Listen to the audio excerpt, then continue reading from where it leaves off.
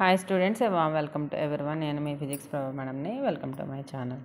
So actually మనకి దీంట్లో అంటే ప్రీవియస్ క్లాస్లో మ్యాగ్నెటిక్ ప్రాపర్టీస్ ఇవన్నీ కూడా అయినాయండి. మ్యాగ్నెటిక్ ప్రాపర్టీస్లో మనం only classification of magnetic materials ఒకటి చెప్పాను. దాంట్లో ఇంకా మిగిలిన ఎస్ఎస్ క్వశ్చన్స్ ఉన్నాయి, అవి డిస్కస్ చేయలేదండి. అవి కూడా నేను అప్లోడ్ చేస్తాను. నెక్స్ట్ ఆ యూనిట్కి అడిషనల్గా ఇంకొక యూనిట్ ఉందండి, అదేంటంటే డైఎలక్ట్రిక్స్. ఈ డైఎలక్ట్రిక్ ప్రాపర్టీస్లో మెయిన్గా 3 ఎస్ఏ క్వశ్చన్స్ ఉంటాయి. ఈ 3 ఎస్ఏ క్వశ్చన్స్లో అందులో ఫస్ట్ క్వశ్చన్ చెప్తున్నాను, it's very very important question. అంటే ఈ 3 ఎస్ఏ క్వశ్చన్స్లో మనకు ఉండేదల్లా ఒకటి టైప్స్ ఆఫ్ పోలరైజేషన్ అండి. ఈ టైప్స్ ఆఫ్ పోలరైజేషన్ అనేది మనం చాయిస్ కనుక వదిలేస్తే రిమైనింగ్ 2 ఎస్ఏలు పక్కాగా చదవాలి. అవి రెండు కూడా ఏంటంటే ఓన్లీ డెరివేషన్ పార్ట్సే. సో అందులో ఫస్ట్ వన్ ఏంటంటే ఇంటర్నల్ ఫీల్డ్.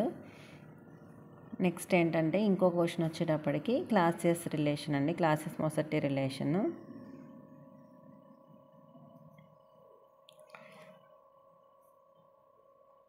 ఓకే, సో అంటే ఖచ్చితంగా ఈ డైఎలక్ట్రిక్స్ నుంచి ఇవి 3 ఎస్ఏసే ఉంటాయని అంతమించి ఎక్స్ట్రా ఉండవు. ఈ 3 క్వశ్చన్స్లో పక్కాగా ప్రిపేర్ అవ్వాల్సింది ఇవి 2 క్వశ్చన్స్లో ఖచ్చితంగా ప్రిపేర్ అవ్వాలి. ఆ రెండిట్లోని ఫస్ట్ క్వశ్చన్ ఈరోజు మనం డిస్కస్ చేద్దాం, ఇంటర్నల్ ఫీల్డ్ అండి. సో ఇది వచ్చి చాలా చాలా ఈజీ కూడా. ఈ ఇంటర్నల్ ఫీల్డ్లో ఏంటంటే మనం ఫస్ట్ ఇది కెపాసిటర్ అండి, అది కూడా ఏ కెపాసిటర్ అంటే ప్యారలల్ ప్లేట్ కెపాసిటర్. మీకు ఆల్రెడీ తెలుసు, ప్యారలల్ ప్లేట్ అంటే 2 ప్లేట్స్ ఉంటాయి, ఇలాగా ఒకదానికొకటి ప్యారలల్గా ఉంటాయి. ఈ ప్యారలల్ ప్లేట్కి మనం ఏం కనెక్ట్ చేస్తామంటే పవర్ సప్లై అండి, అంటే బ్యాటరీని కనెక్ట్ చేస్తాం. మీకు బ్యాటరీకి టెర్మినల్ తెలుసు, ఇది పాజిటివ్ టెర్మినల్, ఇది నెగిటివ్ టెర్మినల్. సో ఫస్ట్ ఏం చేస్తామంటే ఈ ప్యారలల్ ప్లేట్ కెపాసిటర్ ఏదైతే ఉందో దీన్ని పవర్ సప్లైకి కనెక్ట్ చేసి ఫస్ట్ దీన్ని ఛార్జ్ చేస్తాం. సో ఎప్పుడైతే మనం కెపాసిటర్ని ఛార్జ్ చేస్తామో so charge on the capacitor వచ్చి ఫస్ట్ ఎఫెక్ట్ అవుతుందండి. సో అంటే ఒక ప్లేట్ వచ్చి పాజిటివ్ ఛార్జ్, ఇంకో ప్లేట్ వచ్చి నెగిటివ్ ఛార్జ్. సో దీని ఫీల్డ్ ఏంటంటే ఫస్ట్ వన్ది E1 అవుతుంది. సో ఫస్ట్ది ఫీల్డ్ వచ్చి E1 అండి. E1 అంటే ఏంటి ఇక్కడ వచ్చి అంటే మనం ఈ కెపాసిటర్ని బ్యాటరీ కనెక్ట్ చేయడం వల్ల ఫస్ట్ ఇది ఛార్జ్ అవుతుంది. సో E1 అన్నది ఎక్కడ అడ్జస్ట్ అవుతుందంటే charge on the parallel plate అండి. అంటే ఫస్ట్ ఏదైతే ఎఫెక్ట్ అవుతుందో అది ఫస్ట్ వన్ అవుతుంది. సో E1 అనేది ఏమవుతుందంటే ఏదైతే డైఎలక్ట్రిక్ ప్రాపర్టీస్లో మనం డిస్కస్ చేస్తున్నామో ఈ డైఎలక్ట్రిక్ ఫ్లక్స్ డెన్సిటీకి అలాగే పెర్మిటివిటీ ఆఫ్ ఫ్రీ స్పేస్కి రేషియోకి ఈక్వల్ అవుతుంది, అది E1 అండి. నెక్స్ట్ మనం బేసిక్ ఏదైతే ఉన్నాయో బేసిక్స్ అంటే ఈ చాప్టర్లో ఇవి 3 ఎస్ఏ క్వశ్చన్స్, అలాగే బేసిక్ టర్మ్స్ ఏదైతే ఉన్నాయో అవి షార్ట్ ఆన్సర్స్ అండి. ఈ షార్ట్ ఆన్సర్స్ అన్నీ కూడా నేను ఒక క్లాస్ అప్లోడ్ చేస్తాను. సో ఆ షార్ట్లో మనం డిస్కస్ చేస్తాం. డీకి ఒక రిలేషన్ ఉంటుంది, అదేంటంటే ε0 E + P అండి. ε0 అంటే permittivity of free space, E అంటే ఎలక్ట్రిక్ ఫీల్డ్ ఇంటెన్సిటీ అండి, P అంటే పోలరైజేషన్ వెక్టార్, దాన్ని P అంటాం. సో ఆల్రెడీ మనకి D వాల్యూ తెలుసు కాబట్టి Dని తీసుకెళ్ళి ఈ ఈక్వేషన్లో సబ్స్టిట్యూట్ చేస్తామండి. సో E1 = ఏమవుతుందంటే ε0 E + P / ε0. దానికి సెపరేట్ చేస్తే ε0 E / ε0 + P / ε0. సో న్యూమరేటర్లో డినామినేటర్లో సేమ్ టర్మ్ ఉంది కదండి, అది క్యాన్సిల్ అవుతుంది. సో E1 = ఏమొస్తుందంటే మనకి E + P / ε0. This is the first equation. అంటే ఈ ప్యారలల్ ప్లేట్ కెపాసిటర్ ఏదైతే ఉందో దాన్ని మనం ఛార్జ్ చేసినప్పుడు ఫస్ట్ ఎఫెక్ట్ ఏమవుతుందంటే ఈ ప్లేట్ మీద అడ్జస్ట్ అవుతుందండి. ఈ ప్లేట్ మీద అడ్జస్ట్ అయ్యే ఫీల్డ్ వచ్చేటప్పటికి ఏంటంటే E1 అనే వాల్యూ E + P / ε0 అవుతుంది. అండ్ సెకండ్ వన్ వచ్చేటప్పటికి ఏంటంటే వన్స్ ఇది ఛార్జ్ అయిపోయిన తర్వాత దీని మధ్యలో ఏం పెట్టాలంటే ఒక డైఎలక్ట్రిక్ మెటీరియల్ని ప్లేస్ చేయాలి. ఆల్రెడీ మీకు ఇంటర్మీడియట్లో తెలుసు, మీకు కెపాసిటర్ ప్లేట్కి మధ్యలో డైఎలక్ట్రిక్ మెటీరియల్ పెడితే ఏం అడ్జస్ట్ అవుతుంది ఇంటర్మీడియట్లో మీరు చదివే ఉంటారు. బట్ మళ్ళీ మనకి బీటెక్లో ఒక క్వశ్చన్ ఉంటుందండి. సో ఫస్ట్ ప్లేట్ మీద ఎఫెక్ట్ వచ్చేటప్పటికి ఇది పాజిటివ్ ఇది నెగిటివ్ కాబట్టి దాని ఎఫెక్ట్ ఎలా ఉంటుందంటే పాజిటివ్ టు నెగిటివ్ డైరెక్షన్ ఇలా ఉంటుందండి. సో దీనికి ఒక ఎగ్జాంపుల్ చెప్తున్నాను జనరల్గా చూడండి, అంటే అది ఎగ్జాంపుల్ కాదు బట్ మీరు గుర్తుపెట్టుకోండి. మనం ఒక బౌల్ తీసుకున్నాం అనుకోండి, ఫస్ట్ బౌల్ తీసుకెళ్ళి గ్యాస్ మీద పెట్టి బర్న్ ఆన్ చేస్తే ఫస్ట్ బౌల్ హీట్ అవుతుంది. అంటే దీని లైక్ ఒక కెపాసిటర్ని మనం బౌల్ కింద అనుకున్నాం అంటే ఇక్కడ మనం ఛార్జ్ ఇవ్వగానే ఫస్ట్ ఎఫెక్ట్ దేని మీద ఉంటుంది, ఈ ప్లేట్ మీద. అంటే బౌల్ తీసుకున్నప్పుడు బౌల్ ఫస్ట్ హీట్ అవుతుంది. నెక్స్ట్ ఈ బౌల్లో మనం ఏదో ఒక లిక్విడ్ అంటే వాటర్ కానీ లేదా మిల్క్ కానీ అందులో వేసారనుకోండి, అంటే ఫస్ట్ బౌల్ హీట్ అవుతుంది. బౌల్ నుంచి హీట్ని ఏది అబ్జర్వ్ చేస్తుందని లిక్విడ్ అబ్జర్వ్ చేస్తుంది. సో ఇక్కడ కూడా ఏంటంటే ఫస్ట్ ఈ ప్లేట్ అనేది ఛార్జ్ అవుతుంది. ఈ ప్లేట్ ఛార్జ్ అవ్వడం వల్ల ఈ ఛార్జ్ అయిన కెపాసిటర్ ఏదైతే ప్యారలల్ ప్లేట్స్ ఉన్నాయో ఈ ప్లేట్స్కి మధ్యలో మీరు ఏం ప్లేస్ చేస్తున్నారు, ఒక డైఎలక్ట్రిక్ మెటీరియల్ ప్లేస్ చేస్తున్నారు. సో ఇది ఆల్రెడీ ఛార్జ్ అయింది కాబట్టి దీని యొక్క ఛార్జ్ని ఏది అబ్జర్వ్ చేస్తుందంటే ఈ డైఎలక్ట్రిక్ మెటీరియల్ అండి. సో ఇప్పుడు దీని మీద ఎఫెక్ట్ ఉంటుంది. ఎఫెక్ట్ ఎలా ఉంటుందంటే ఇక్కడ పాజిటివ్ ఛార్జెస్ కాబట్టి ఈ డైఎలక్ట్రిక్ మెటీరియల్లో ఉన్న నెగిటివ్స్ అన్నీ కూడా పాజిటివ్ వైపుకి అట్రాక్ట్ అవుతాయండి, పాజిటివ్స్ అన్నీ కూడా నెగిటివ్ వైపుకి అట్రాక్ట్ అవుతాయి.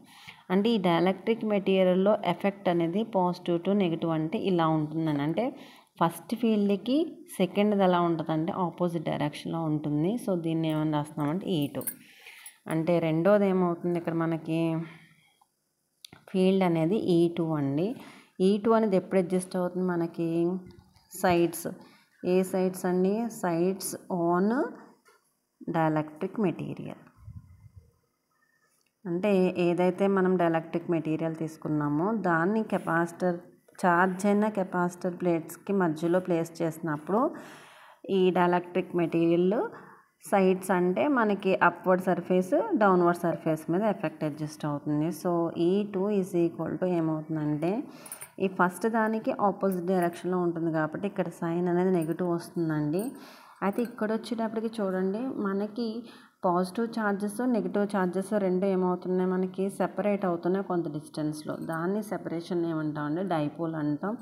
అలా ఎన్ని డైపోల్స్ వస్తే నెంబర్ ఆఫ్ డైపోల్స్ అండి. ఈ డైపోల్స్ అన్నిటి యొక్క సమ్మేషన్ ఏమంటాం అంటే మనం పోలరైజేషన్ వెక్టార్ అంటామండి. అంటే డైపోల్ మూమెంట్ని మ్యూ అనే లెటర్తో ఇండికేట్ చేస్తాము. సో అలా number of dipole moments addition వచ్చి polarisation vector.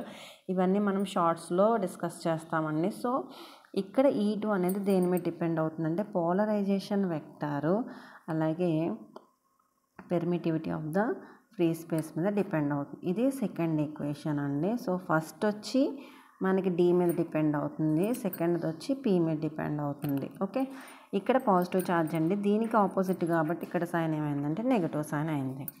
Next third one వచ్చి ఇక్కడ చూడండి ఒకసారి, ఈ డైఎలక్ట్రిక్ మెటీరియల్ ఏదైతే ఉందో ఈ థర్డ్ వన్ వచ్చేటప్పటికి ఏంటంటే ఇంటర్నల్గా number of positive charges negative charges కలిపిన యాటమ్స్ ఉంటాయి కదా, ఈ యాటమ్స్ యొక్క సెంటర్ పాయింట్ని మనం ఏగా తీసుకుంటున్నామండి. దీని చుట్టూరు ఏంటంటే ఒక ఇమాజినరీ పార్ట్ ఉంటుందండి, దాన్ని ఏమంటాం అంటే క్యావిటీ అంటాం. ఈ క్యావిటీ వచ్చి ఒక సైడ్ అంతా పాజిటివ్ ఛార్జ్ అంటే half of the part positive charge, half of the part negative charge adjust అవుతుందండి.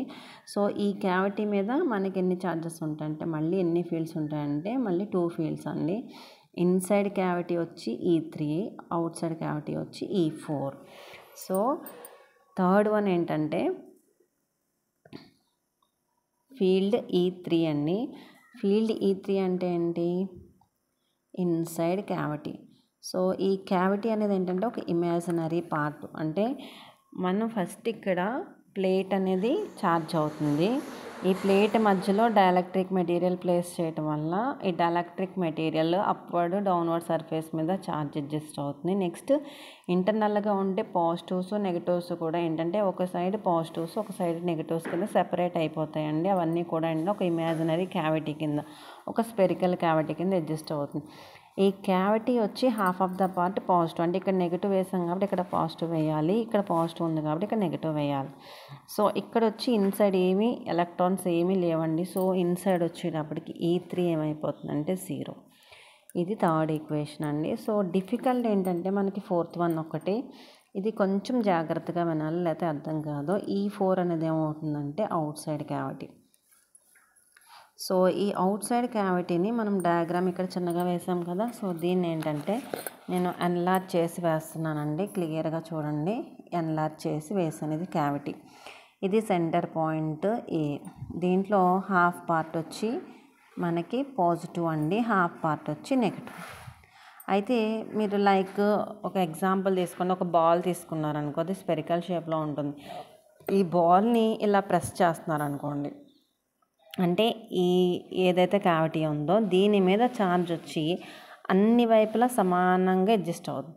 సో మొత్తం మనం కట్టాలి కాబట్టి ఇది ఈజీగా ఫైండ్ అవుట్ చేయలేమండి. సో అందుకే ఏం చేస్తామంటే దీంట్లో ఒక చిన్న పార్ట్ తీసుకుంటున్నాను ఇలా, దీని ఎన్, దీని పి, క్యూ, ఆర్ అని తీసుకుంటున్నాను. అంటే ఎన్, పి, క్యూ, ఆర్ అనే ఒక చిన్న పీస్ తీసుకుంటున్నా. ఈ చిన్న పీస్ యొక్క ఏరియా సమ్ డిఏ, అంటే నార్మల్గా పెద్ద పీస్ అయితే ఏరియా ఏ అవుతుంది, ఒక స్మాల్ పీస్ కన్సిడర్ చేస్తున్నాం కాబట్టి దీని స్మాల్ పీస్ యొక్క ఏరియా డిఏ అవుతుందండి. దీని యొక్క ఛార్జ్ డిక్యూ అవుతుంది. అలాగే దీని మీద అడ్జస్ట్ అయ్యే ఎలక్ట్రిక్ ఫీల్డ్ ఇంటెన్సిటీ వచ్చేటప్పటికి DE4 అవుతుంది. సో ముందు మనం డిఏ కట్టాలి, డిక్యూ కట్టాలి, DE4 కట్టాలండి. నెక్స్ట్ త్రోఅవుట్ ఎఫెక్ట్ కోసం మనం దీన్ని ఏం చేయాలంటే ఇంటిగ్రేషన్ చేయాలి. సో త్రోఅవుట్ ఇంటిగ్రేషన్ చేస్తే అప్పుడు మనకి E4 వస్తుంది. ఓకే, సో జనరల్గా మనకి మొత్తం అంటే ఒక స్పెరికల్ షేప్లో ఉంది. సో యాంగిల్ అయితే 360 degrees అవుతుంది. బట్ ఇక్కడ వచ్చి half part positive, half part negative ఉంది కాబట్టి 0 to π అని తీసుకోవాలి. జనరల్గా మొత్తం ఏదర్ పాజిటివ్ కానీ ఏదర్ నెగిటివ్ కానీ మొత్తం ఉంటే 2π అని తీసుకుంటాం. But half of the part కాబట్టి ఇక్కడ మనం హాఫ్ పార్ట్ తీసుకోవాలండి, అంటే 0 to π తీసుకోవాలి. ఓకే, సో క్లియర్గా చూడండి, ఇది స్పెరికల్ షేప్లో ఉంది కాబట్టి మీరు ఎక్కడి నుంచి ఎక్కడ తీసుకున్న రేడియస్ ఎంత ఉంటుందండి, ఆరే ఉంటుంది. సో ఇక్కడ ఇది సెంటర్ పాయింట్ ఓగా తీసుకుంటున్నాను నేను ఒక ట్రయాంగిల్ షేప్ కోసం. ఇక్కడ OPQ అని ఒక ట్రయాంగిల్ ఉందండి, దీనికి యాంగిల్ నేను థీటా తీసుకుంటున్నాను. అలాగే ఏదైతే చిన్న పీస్ తీసుకున్నానో ఈ చిన్న పీస్ని ఇలా కనెక్ట్ చేస్తే ఇంకొక చిన్న యాంగిల్ వచ్చిందండి. యాంగిల్ సరిగ్గా చూడండి, స్మాలెస్ట్ యాంగిల్ నేను తీసుకుంటున్నాను అంటే D θగా తీసుకుంటున్నాను. సో దీన్ని పేస్ చేసి ఇక్కడ రెండు ట్రయాంగిల్స్ తీసుకుంటున్నాం OPQ. దీని నుంచి సైన్ థీటా అంటే ఏమవుతుందండి, ఆపోజిట్ ఫేస్ అంటే PQ బై ఏమవుతుంది OQ అవుతుంది. సో PQ బై OQ అంటే ఎంత అండి మనకి R. సో దీన్ని బేస్ చేసి మనకి PQ అంటే ఏమవుతుందంటే R సైన్ థీటా అవుతుంది. అలాగే ట్రయాంగిల్, చిన్న ట్రయాంగిల్ OQR తీసుకున్నాం. దీని నుంచి సైన్ D θ అండి, ఎందుకంటే మనం ఈ యాంగిల్కి స్మాలెస్ట్ యాంగిల్ D θ అయితే QR బై OR అవుతుంది. మీరు ఎంత చిన్నది తీసుకున్నా మనకి రేడియస్ ఎంత ఉంటుందండి, యూనిక్గా ఉంటుంది కాబట్టి QR బై R అవుతుంది. అంటే దీని నుంచి QR ఈజ్ ఈక్వల్ టు ఏమవుతుందంటే R సైన్ D θ అవుతుంది. మీకు ఇంటర్మీడియట్లో చెప్తారండి, స్మాలెస్ట్ యాంగిల్ అనేది సింపుల్ పెండులం క్వశ్చన్లో చెప్తారు. సో సైన్ D θ అన్నది which is approximately equal to D θ అవుతుంది. ఇక్కడ కూడా స్మాల్ యాంగిల్ కాబట్టి సైన్ D θ అని D θగా రాసాం. ఓకే, సో ఇప్పుడు మనం ఫస్ట్ ఆఫ్ ఆల్ ఏం కట్టాలి, ఏరియా ఫైండ్ అవుట్ చేయాలండి. So area DA is equal to జనరల్గా మొత్తం యాంగిల్ అంతా 2π. ఏరియా అంటే ఏం కడతామండి, మనం లెంత్ ఇంటూ బెర్త్ అని ఫైండ్ అవుట్ చేస్తాం కదా. ఈ స్మాల్ పార్ట్కి లెంత్ PQ, బెర్త్ వచ్చేటప్పటికి QR అండి. సో అందుకని ముందు మనం PQ QR ఫైండ్ అవుట్ చేస్తాం. So DA is equal to ఏమవుతుందంటే 2π ఇంటూ ఇక్కడ వచ్చేటప్పటికి ఇది R సైన్ థీటా, ఇక్కడ వచ్చేటప్పటికి R D θ అండి. So DA is equal to ఏమవుతుందంటే 2π R² సైన్ థీటా D θ అయింది. ఓకే, అంటే ఇందులో ఉన్న DA అయిపోయింది. నెక్స్ట్ ఏం కట్టాలి, ఛార్జ్ కట్టాలండి. So charge DQ is equal to, మీరు ఇది గుర్తుపెట్టుకోరండి ఫార్ములా ఏంటంటే P cos θ DAని మనం ఛార్జ్ అంటాం. ఓకే, సో అంటే ఏమవుతుందండి ఇక్కడ P cos θ DA అంటే ఆల్రెడీ మనం కట్టామండి, అంటే 2π R² సైన్ థీటా D θ అవుతుంది. నెక్స్ట్ వచ్చేటప్పటికి ఇప్పుడు DE4 కట్టాలండి. సో DE4 అంటే ఇక్కడ రాస్తున్నాను చూడండి, DE4 ఈజ్ ఈక్వల్ టు జనరల్గా మీకు ఇంటర్మీడియట్లో చెప్తారండి 1/4πε0 into Q1 Q2 by R² అని. సో ఒక ఛార్జ్ వచ్చి DQ అవుతుందండి, ఇది కూడా గుర్తుపెట్టుకోవాలి మీకు ఫార్ములా. ఇంకొక ఛార్జ్ వచ్చేటప్పుడు యాక్చువల్లీ P cos θ అని రాస్తా, P అనేది ఇక్కడ యూనిక్ అవుతుందండి, అంటే 1 cos θ అవుతుంది బై R². సో DE4 ఇచ్చేసి ఈక్వల్ టు 1/4πε0 DQ అనేది ఆల్రెడీ మనం ఇక్కడ కట్టామండి, ఇక్కడ వాల్యూ అంటే ఎంత అవుతుంది, ఇక్కడ P cos theta 2 pi R square sine theta D theta by R square. So DE4 ఇచ్చేసి ఈక్వల్ టు ఏమవుతుందండి, ఇందులో ఆర్ స్క్వేర్ రెండు క్యాన్సిల్ అండి, పై క్యాన్సిల్, 2 అనేది దీంట్లో 2 టైమ్స్ పోతుంది. అంటే ఫైనల్ ఇక్కడ ఏం వెళ్తుంది, P/2ε0. ఒక నిమిషం, ఇక్కడ ఒక కాస్ థీటా ఉంది కదండి, DQని నెక్స్ట్ ఇక్కడ ఒక కాస్ థీటా, అంటే cos theta into cos theta ఏమవుతుంది, cos square theta sine theta D theta. So ఇది DE4 అండి. ఇప్పుడు మనకి దీంట్లో చిన్న వాల్యూ అని కట్టాము ఆల్రెడీ. ఇప్పుడు మనకి మొత్తం త్రూ అవుట్ కావాలి కాబట్టి ఇంటిగ్రల్ 0 to π DE4 అంటే ఎంత అవుతుంది, అప్పుడు E4 అవుతుందండి. సో దీని ఇంటిగ్రేషన్ ఏమవుతుంది, ఇంటిగ్రల్ 0 to π, ఇక్కడ ఏం మిగిలింది, P/2ε0 cos square theta sine theta D theta. So E4 is equal to, ఇక్కడ డి థీటా ఉందంటే థీటాకి మాత్రమే చేయాలండి, రిమైనింగ్ కాన్స్టెంట్ అవుతుంది. P/2ε0 integral 0 to π cos square theta sine theta D theta అండి. సో జనరల్గా మనం ఇలా ఉంటే ఫైండ్ అవుట్ చేయలేము, దీనికి ఏంటంటే కన్సిడరేషన్ తీసుకోవాలండి. కన్సిడరేషన్ నేను ఇక్కడ తీసుకుంటున్నాను చూడండి, పుట్ థీటా కాస్ థీటా ఏదైతే ఉందో దాన్ని నేను టీ అని తీసుకుంటున్నాను. అప్పుడు బోత్ సైడ్స్ మనం డిఫరెన్షియేషన్ చేస్తే ఏమవుతుంది, minus sine theta D theta is equal to D T అవుతుందండి. సో మనకున్నది సైన్ థీటా డి థీటా ఉంది కాబట్టి నెగిటివ్ అటు సైడ్ పంపించేస్తే డిటీ అవుతుంది. ఓకే, సో ఇలా మనం కన్సిడరేషన్ తీసుకున్నప్పుడు యాంగిల్ కూడా చేంజ్ అవుతాయండి. అంటే థీటా ఈజ్ ఈక్వల్ టు, ఇక్కడ లోయెస్ట్ యాంగిల్ మనకి లోయర్ లిమిట్ 0 తీసుకున్నప్పుడు కాస్ 0 ఎంత అవుతుందండి, మనకి 1 అవుతుంది, అంటే టీ వాల్యూ 1 అవుతుంది. అదే theta is equal to pi తీసుకున్నాం అనుకోండి, theta is equal to upper limit మనకి పై కాబట్టి పై తీసుకుంటే కాస్ పై ఎంత అవుతుందండి, మనకి -1. సో మీకు ఆల్రెడీ తెలుసు ఇంటర్మీడియట్లో సైన్ nπ అనేది 0 అవుతుంది, కాస్ nπ అన్నది +or-1 అవుతుందండి.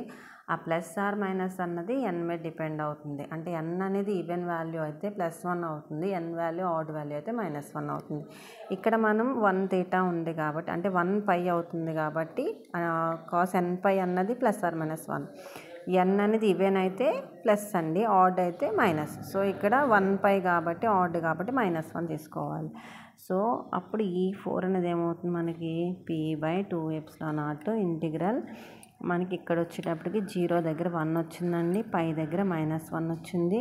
కాస్ స్క్వేర్ థీటా కాబట్టి కాస్ అనేది టీ తీసుకున్నాం కాబట్టి టీ స్క్వేర్ అవుతుంది, సైన్ థీటా డి థీటా అన్నది -dt అవుతుంది. ఓకే, సో E4 ఇచ్చేసి ఈక్వల్ టు P/2ε0. ఇప్పుడు ఈ లిమిట్స్ ఏదైతే ఉన్నాయో వీటిని ఇంటర్చేంజ్ చేస్తాం అనుకోండి, అంటే కింద -1 పైన +1 చేస్తే కనుక మనకు మైనస్ వస్తుందండి. ఆ మైనస్ ఇంటూ మైనస్ ఏమైపోతుందంటే ప్లస్ అయిపోతుంది, అంటే t² dt అవుతుంది. Okay, so E4 is equal to P/2ε0. మీకు ఆల్రెడీ తెలుసు ఇంటిగ్రల్ t² అంటే ఇంటిగ్రల్ x² అంటే x⁴n+1/n+1 అండి. అంటే t² అయితే ఏమవుతుంది, t⁴2+1/2+1 అంటే t³ 3 అవుతుంది. లిమిట్స్ వచ్చి -1 to 1. So E4 is equal to P/2ε0, ఇక్కడ 1³ అంటే 1 అండి, 1/3 మైనస్, చూడండి -1³ అంటే మైనస్ అవుతుంది, అప్పుడు మైనస్ ఇంటూ మైనస్ ప్లస్ అవుతుంది, +1/3. అంటే E4 ఈజ్ ఈక్వల్ టు ఏమవుతుందండి, P/2ε0 1/3 + 1/3 అంటే 2/3.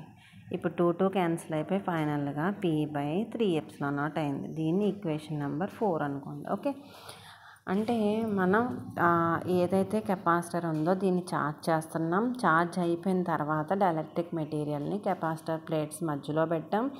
అప్పుడు దాని మీద ఎఫెక్ట్ డైఎలక్ట్రిక్ మెటీరియల్ పైన ఉంటుందండి, టాప్ బాటంలో, లోపల కూడా ఒక క్యావిటీ క్రియేట్ అవుతుంది. అంటే ఇమాజినరీ పార్ట్, క్యావిటీ లోపల, క్యావిటీ బయట, మొత్తం 4 అండి. సో ఈ 4టిని కలిపే మనం ఏమంటామంటే ఇంటర్నల్ ఫీల్డ్ అని చెప్తాం. దీనికి ఇంకొక పేరు ఏంటంటే లారెంజ్ ఫీల్డ్. అంటే లారెంజ్ అనే సైంటిస్ట్ ఈ ఎంటైర్ ఫీల్డ్ని ఫైండ్ అవుట్ చేశారండి. సో దీన్ని మనం EI ఈజ్ ఈక్వల్ టు ఏమని రాస్తామంటే E1 + E2 + E3 + E4.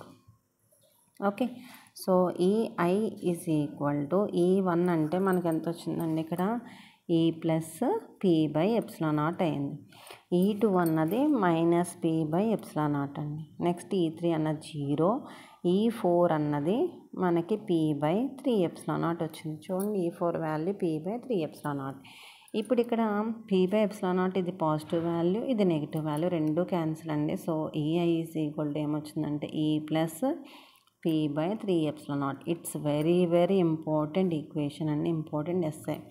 దీంట్లో థియరీ పార్ట్ ఏమీ ఉండదండి, కేవలం మనం ఫస్ట్ ఏది ఛార్జ్ చేస్తున్నామో, ఛార్జ్ అయినప్పుడు ఎఫెక్ట్ దేని మీద ఉంటుంది, నెక్స్ట్ డైఎలక్ట్రిక్ మెటీరియల్ ఎలా ప్లేస్ చేస్తున్నాం, దానిపైన ఛార్జెస్ ఎలా ఉంటాయి, మొత్తం ఓవరాల్గా మనం 4 ఫీల్డ్స్ని ఫైండ్ అవుట్ చేసి మొత్తం 4టిని కలిపేయాలండి. అదే ఫైనల్ ఈక్వేషన్.